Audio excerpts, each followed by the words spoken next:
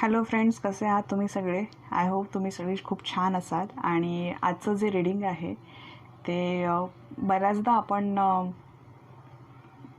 प्रेमात पडतो आणि आपल्याला नक्की लक्षात येत नाही की आपलं जे कनेक्शन आहे ते खरंच रिअल आहे का ते इमॅजिनेशन आहे. बरोबर? कारण जर का ते रिअल असेल तर ऑफकोर्स काही स्टेप्स पुढे जाऊन आपल्याला ते फाइंड आउट करावं लागेल की समोरची व्यक्तीसुद्धा तितकीच इंटरेस्टेड आहे की नाही. आणि जर का ते इमॅजिनेशन असेल तर ऑफकोर्स आपल्याला तिथून मूव्ह ऑन करायचं आहे. ओके, सो आज आपण प्रश्न विचारणार आहोत रीडिंगमध्ये आणि तो सॉल्व करणार आहोत आपला प्रश्न की आपलं म्हणजे तुमचं जे कनेक्शन आहे ते इमॅजिनेशनवालं आहे का खरंच ते रिअल आहे. ओके, सो चला स्टार्टअप करूया.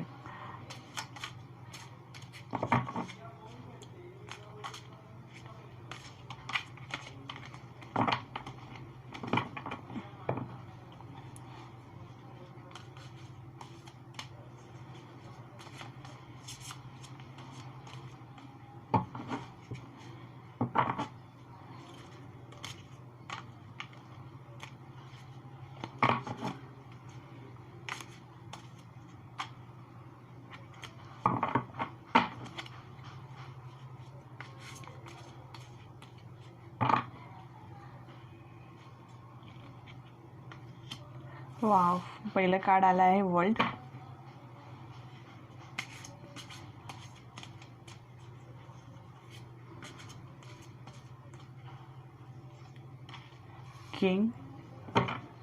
किंग ऑफ कप्स,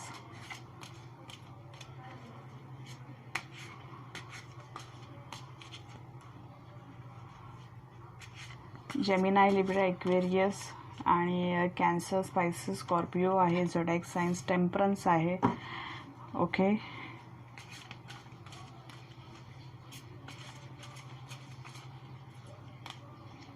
नेक्स्ट आहे 7 of cups,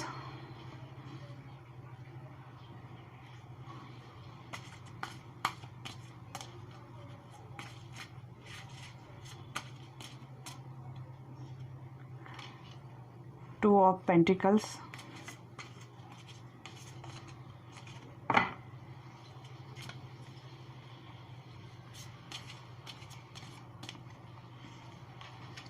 high priestess,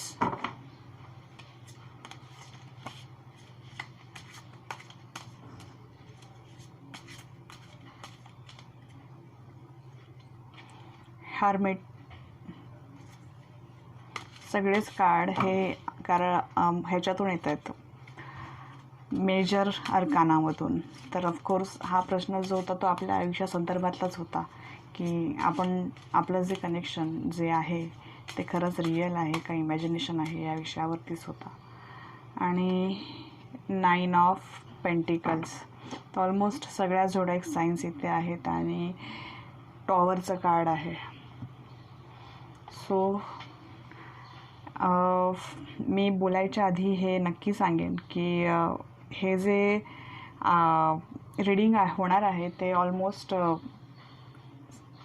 general reading असल्यामुळे ते सर्वांशीच रेझोनेट होईल असं नाही. सर ज्याच्याशी रेझोनेट होत आहे त्याच्याशी खरंच, कारण की प्रत्येकाला माहीत आहे आपापली स्टोरी काय आहे. सो जर का तुमच्याशी रेझोनेट होत असेल तर तुम्ही हे पुढे कंटिन्यू रीडिंग पाहू शकता. ठीक आहे. आणि हे जे कनेक्शन आहे ते इथे तरी मला पहिल्या फेजमध्ये इतकं रिअल वाटत नाही आहे. कारण ती जी समोरची व्यक्ती आहे किंवा तुम्ही जे कोणी आहात,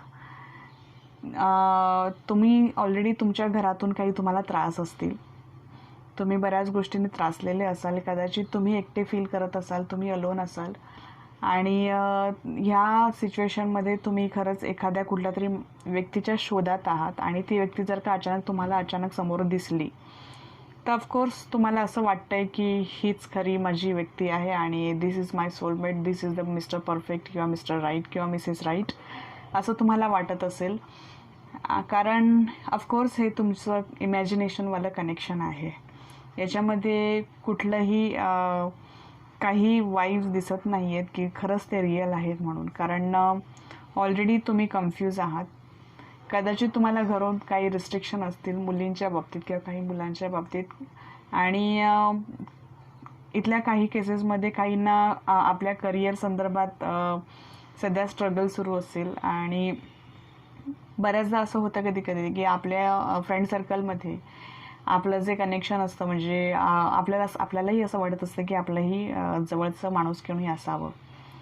तर अशा केसेसमध्ये तुम्हाला असं वाटलं असेल की माझंही कोणी व्यक्ती असावं, आणि अशा कनेक्शनमध्ये एखादी व्यक्ती जर का तुम्हाला दिसली, ऑलरेडी तुम्ही त्रासात आहात, त्रासातून म्हणजे अजून तुम्ही बाहेर नाही आलेला आहात, आणि तुम्ही बऱ्याच बाबतीत तुम्ही एकटे आहात, तुम्ही स्वतःचं लाईफ खूप छान जगताय, पण तुम्हाला सध्या कोणाची तरी गरज आहे असं ह्या कनेक्शनमध्ये दिसतं. आणि अचानक जर का कोणी समोर आलं तर तुम्हाला असं मनापासून वाटतं की दिस इज माय राईट पर्सन. पण ती जी व्यक्ती समोरची आहे ती स्वतः कन्फ्युजनमध्ये आहे. कदाचित ऑलरेडी तिचं कुठेतरी सुरू असेल अफेअर, कनेक्शन, किंवा ती व्यक्ती ऑलरेडी मॅरिड असू शकते. सो हे जे कनेक्शन आहे ते तुमचं इमॅजिनेशनमधलं आहे. आणि आता तुम्हाला पुढे काय करायचं, तुम्हाला आता तुमच्या आयुष्यात खरंच पुढे मूव्ह ऑन करायचं आहे. आता ह्या सगळ्यातून बाहेर पडताना तुम्हाला त्रास होईल ज्यावेळी तुम्हाला कळेल की दिस इज इमॅजिनेशन, कारण ह्या रिडिंगमध्येच स्पष्ट दिसतंय. सो तुम्हाला स्वतःला मूव्ह ऑन करायचं आहे. आणि हे कनेक्शन, इमॅजिनेशन कसं होतं याची उत्तरं तुम्हालाच काढायची आहेत.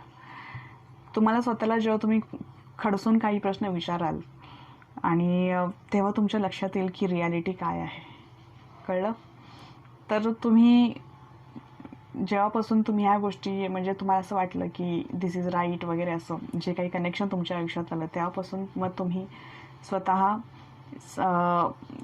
त्या दिवसापासून ते आतापर्यंतच्या बऱ्याच गोष्टी ऑब्झर्व करा. तर तुमच्या लक्षात येईल. आणि तुम्ही का, म्हणजे असं होत आहे किंवा हे असं ही व्यक्ती माझ्या आयुष्यात का आली, की त्याला मी स्वतःहून आणलेलं आहे, इथपासून ते ह्यापुढे ही व्यक्ती माझ्या आयुष्यावर राहील का, इथपासून हे सगळे प्रश्न तुम्ही स्वतःला विचारा. भावनिक न होता स्वतःला खडसून विचारा असे प्रश्न. आणि मग तुम्हाला काय राईट, म्हणजे काय चुकीचं, काय बरोबर, ह्या सगळ्या गोष्टी तुम्हाला आपोआप मिळतील. आणि ऑफकोर्स तुम्ही त्यातून मग आपोआप बाहेर पडाल आणि तुम्ही पुन्हा एकदा स्वतःचं आयुष्य खूप छान सुंदर रीतीने जगायला सुरुवात कराल, जरी तुम्ही आता सध्या एकटे असलात तरीसुद्धा. ठीक आहे? आणि तुमच्या आयुष्यात पुढे काय होईल, तर ऑफकोर्स देवाने तुमच्यासाठी काहीतरी एक खूप छान, कोणीतरी, प्रत्येकाला आपापल्या आयुष्यात कोणीतरी असं छानसं असतंच. तसं बोलतात ना की चोच आहे म्हणजे दाणा तर मिळणारच, ऑफकोर्स. तर प्रत्येकाच्या आयुष्यात कोणीतरी पर्सन असतोच. तसं तुम्हालाही तुमच्या देवाच्या कृपेने, भगवंताच्या कृपेने तुमच्या आयुष्यात काहीतरी लिहिलेलं असेलच ना, आणि ती व्यक्ती नक्कीच तुमच्या आयुष्यात येईल. ठीक आहे? सो तुम्ही जर का खरंच इमॅजिनेशनच्या कनेक्शनमध्ये आहात, हे ते सिद्ध झालेलं आहे. पण खरंच हे जर का इमॅजिनेशन कनेक्शनमधून तुम्हाला आता सध्या बाहेर पडायची गरज आहे. आणि हे ज्याच्याशी रेझोनेट होते त्यांनी आता ह्या सगळ्या गोष्टींवरती वर्कआउट करायला सुरुवात करावी आणि आपापल्या आयुष्याकडे फोकस करायला सुरुवात करा.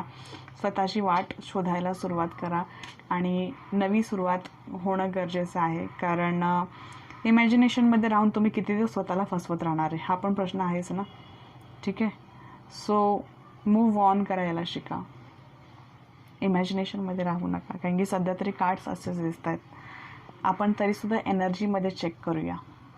इथे आता मी एंजल नंबर पाहिला 99, म्हणजे ऑफकोर्स तुमच्या आयुष्यात कोणीतरी देवाने नक्कीच कोणीतरी पाठवलेलं असणार. सो तुम्ही आता नका राहू इमॅजिनेशनमध्ये. मी तर हेच म्हणेन, कारण की सगळं खूप छान आहे तुमचं पुढचं आयुष्य.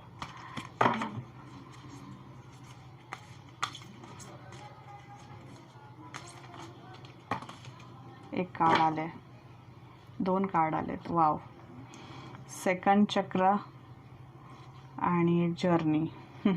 मी तुम्हाला म्हटलं ना गाईज, तुम्हाला मूव्ह ऑन करणं गरजेचं आहे सध्या. जे इथे आले कार्ड तेच इथे आलेलं आहे. आणि सेकंड चक्र म्हणजे सध्या तुम्हाला तुमचं सेकंड चक्र हे ओपन करावं लागणार आहे. भरपूर गुंता आहे आयुष्यात, तो सगळा सॉल्व करणं आहे. ठीक आहे, कारण तुम्ही जी व्यक्ती निवडलेली आहे ती इमॅजिनेशनवाली आहे. That is she is or he is not a real. Community, caste issue पण असू शकतो तुमच्यामध्ये. कास्ट डिफरंट असू शकतात, त्यामुळे पुढे जाऊन काही अडचणी येण्यापेक्षा किंवा तसंही काही इश्यू नसेल तर तरीसुद्धा लोकांच्या लक्षात सुद्धा आलं असेल हे कनेक्शन, तर ते ऑलरेडी निघून जाण्याच्या आत तुम्ही हे सगळं व्यवस्थित करा तुमचं कनेक्शन. डोअर टू व्हॅल्यू, स्वतःची व्हॅल्यू ओळखायला शिका, तुम्ही स्वतःची किंमत करायला शिका. तुम्ही जर का खरंच खूप चांगल्या फॅमिलीमधून बिलॉंग करत असाल तर ऑफकोर्स तुमची पुढची फॅमिलीसुद्धा तितकीच प्रतिष्ठित येईल, तितकीच बिलॉंगिंग चांगलं होईल तुमचं ऑफकोर्स. सो मूव्ह ऑन करणं सध्या तरी गरजेचं आहे. आणि एंजल ऑफ लव्ह तुमच्यासोबत आहे. तर तुम्हाला बॉटम ऑफ द डेकमधून आलेलं आहे एनव्ही. मी म्हटलं तुम्हाला की ऑलरेडी तुम्ही एकटे आहात तुमच्या आयुष्यात, आणि जेव्हा तुम्ही तुमच्या फ्रेंड्समधून सगळ्या कनेक्शन्स पाहता तेव्हा तुम्हाला कोणीतरी एक व्यक्ती अशी छान समोर अचानक दिसली की आपल्याला ते आवडायला लागते. आणि सध्या तरी कुठेतरी काहीतरी तुम्ही जर का एक टीनेज वयात असाल, कॉलेज स्टुडंट असाल, तर तुमच्या आयुष्यात अशा गोष्टी होणं हे साहजिकच आहे. पण जे टीनेजमध्ये नसतील, जे ऑलरेडी मॅच्युअर्ड आहेत, त्यांच्या आयुष्यात सगळं काही छान आहे, त्यांनी अशा इमॅजिनेशनवाल्या कनेक्शनमध्ये पडू नये. जे काही करावं ते छानसं करावं, सगळं व्यवस्थित करावं, कारण सगळं काही तुमच्यासोबत आहे. आणि प्लस तुम्हाला तुमची किंमत म्हणजे डोअर टू व्हॅल्यू म्हणजे तुमची व्हॅल्यू काय आहे हे आधी तुम्हाला शोधायचं आहे. आणि त्यानुसार, कारण की तिथे तुमची फसवणूकसुद्धा होऊ शकते, हे सुद्धा इथे दिसून आलं आहे. ठीक आहे. सो प्लीज स्वतःचं आयुष्य छान जगा, मस्त जगा, आणि जे काही असेल ते सरेंडर करा आणि पुढे जा. All the best to all. Thank you.